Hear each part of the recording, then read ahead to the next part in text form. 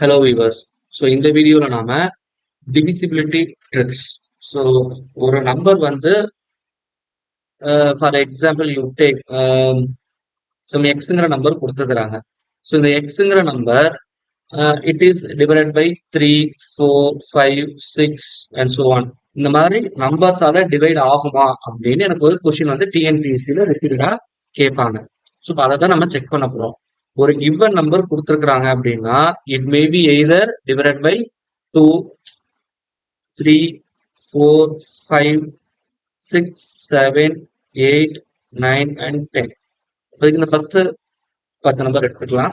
அந்த நம்பரால டிவைட் ஆகுதான்னு செக் பண்ணணும். அப்போ இந்த எக்ஸுங்கிற நம்பர் 2ஆல டிவைட் ஆகணும் அப்படின்னா எனக்கு என்ன கண்டிஷன் வந்து சாட்டிஸ்ஃபை ஆகணும், இதெல்லாம் மெயினா அப்சர்வ் பண்ணணும்.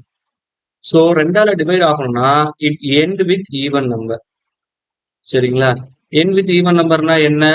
இட் ஷுட் பி 2, 4, 6, 8 இல்லைன்னா கடைசி நம்பர் 0. இந்த மாதிரி முடிஞ்சிருந்தா அந்த கரஸ்பாண்டிங் நம்பர் 2ஆல எனக்கு வகுப்படும். அடுத்தது வந்து 3. ஸோ 3ங்குள்ள நான் என்ன பண்ணணும்னா சம் ஆஃப் எக்ஸ். உதாரணத்துக்கு எக்ஸோட வேல்யூ 3, 2, 5, 1, 6 அப்படி இருக்குன்னு வச்சுக்கலாம். இப்போ இது எல்லா நம்பரையும் ஆட் பண்ணுங்க. 6 plus 1 7, 7 plus 5 12, 12 plus 2 14, 14 plus 3 17. அப்ப இது எல்லாத்தையும் மொத்தமா ஆட் பண்ணா நீங்க எவ்வளவு கிடைக்குது? 17 கிடைக்குது. சரிங்களா? அப்ப இந்த சம் ஆஃப் எக்ஸ் வந்து 3ஆல டிவைட் ஆச்சு அப்படின்னா இந்த நம்பர் 3ஆல டிவைட் ஆகும். அப்படி இல்லைன்னா ஆகாது. இங்க 17ன்னு வருது. 17 கண்டிப்பா 3ஆல வகுப்படாது. சரிங்களா? அப்ப இந்த நம்பர் வகுப்பட முடியாது. சரிங்களா? சப்போஸ் இப்போ இந்த நம்பர் 4ஆல டிவைட் ஆகுமா அப்படின்னு சொல்லி செக் பண்ணுவோம். அப்போ எக்ஸுங்கிற நம்பர் 4ஆல டிவைட் ஆகும்னு செக் பண்ணணும்னா, சரியா, லாஸ்ட் 2 டிஜிட் வந்து இஸ் டிவிசிபிள் பை 4. சரியா? தென் அந்த டோட்டல் நம்பர், இந்த மொத்த நம்பர் வந்து எனக்கு என்னவாகும்? எக்ஸ் 4ஆல டிவைட் ஆகும். Divided by 4. இப்போ உதாரணத்துக்கு இங்க 16 அப்படின்னு இருக்கு. கடைசி 2 நம்பர் இதை 4ஆல அடிச்சோம்னா கண்டிப்பா வகுப்படும். அப்போ டெஃபினட்டா இந்த 32 516ங்கிறது 4ஆல மீதியின்றி வகுப்படும். பாத்தீங்கன்னா 8 4 32. சரிங்களா? முடிஞ்சிச்சு. அப்ப இந்த 5 கீழே இறக்கிங்க. You put 0 here. You put 1. 4 மீதி 1 அகைன் 1 இறக்கிங்க. 2 4 8 மீதி 3 36 9. அப்போ therefore 8129 அப்படிங்கறது ஒரு ஆன்சர். ஸோ பாத்தீங்கன்னா தெரியும். அப்ப இந்த நம்பர் வந்து கண்டிப்பா 4ஆல டிவைட் ஆகும். அப்ப அந்த லாஸ்ட் 2 டிஜிட் மட்டும் 4ஆல டிவைட் ஆகுதான்னு நான் செக் பண்ணணும். அதே மாதிரி 5ன்னு வரக்குள்ள லாஸ்ட் டிஜிட் வந்து இட் ஷுட் பி 5 ஆர் 0வா இருந்ததுனால் அந்த நம்பர் டெஃபினட்டா 5ஆல வகுப்படும். புரியுதுங்களா? இப்போ 6 அப்படின்னு வரக்குள்ள ஸோ இது வந்து காம்போசைட் நம்பர்ல வரும். காம்போசைட்ஸ் அப்படின்னா என்ன அப்படின்னா இதை நான் பிரிக்கலாம். 6 நான் எப்படி பிரிக்கலாம்? 2 into 3ன்னு பிரிக்கலாம். அப்போ நம்ம இங்க 2க்கும் 3க்கும் ஆல்ரெடி கண்டிஷன் பார்த்துருப்போம். இந்த 2 கண்டிஷனுமே வந்து எனக்கு என்ன ஆகணும்? சாட்டிஸ்ஃபை ஆகணும். சாட்டிஸ்ஃபை ஆனா மட்டும்தான் அந்த நம்பர் வந்து 6ஆல டிவைட் ஆகும். இப்போ உங்களுக்கு சிம்பிளா புரியணும்னா ஐ டேக் 45. சரிங்களா? ஸோ இந்த 45ங்கிறது கண்டிப்பா 3ஆல வகுப்படும். ஆனா கடைசி நம்பர் ஈவனா இல்ல. கரெக்டுங்களா? அப்ப தேர்ஃபோர் இதுல 3ஆல வகுப்படுற கண்டிஷன் மட்டும்தான் சாட்டிஸ்ஃபை ஆயிருக்கு. கடைசி நம்பர் ஈவன்கிற கண்டிஷன் சாட்டிஸ்ஃபை ஆகல. அப்ப கண்டிப்பா இந்த நம்பர் வந்து 6ஆல டிவைட் ஆகாது. So for example I take small number. If it is a very big number it is the same concept. சரிங்களா? இப்போ அடுத்தது 7.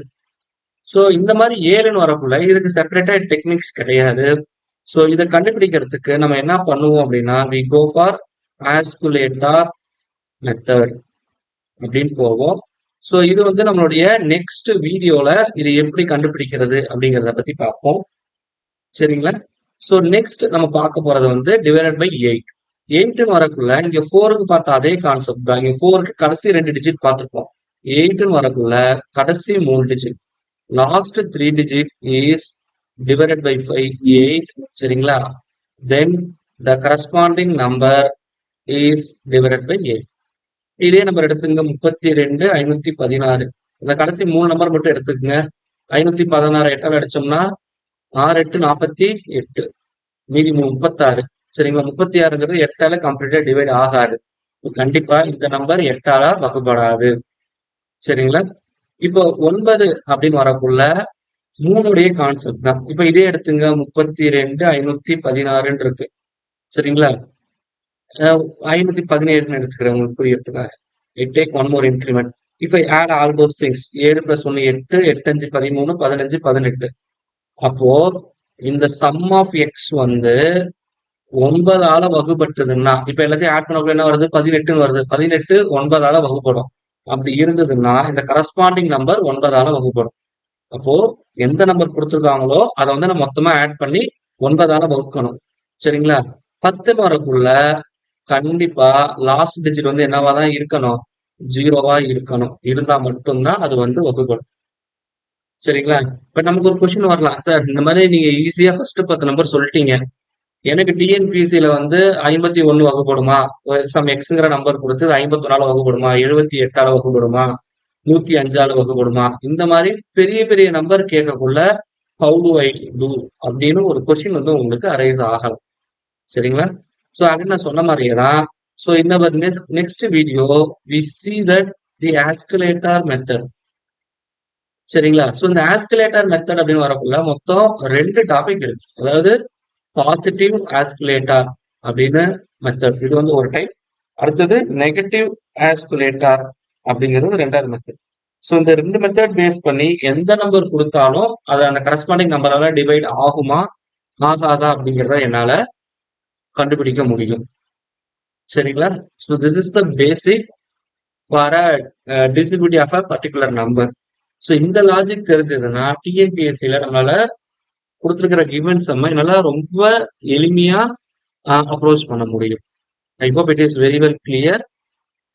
See you in the next video. Thank you.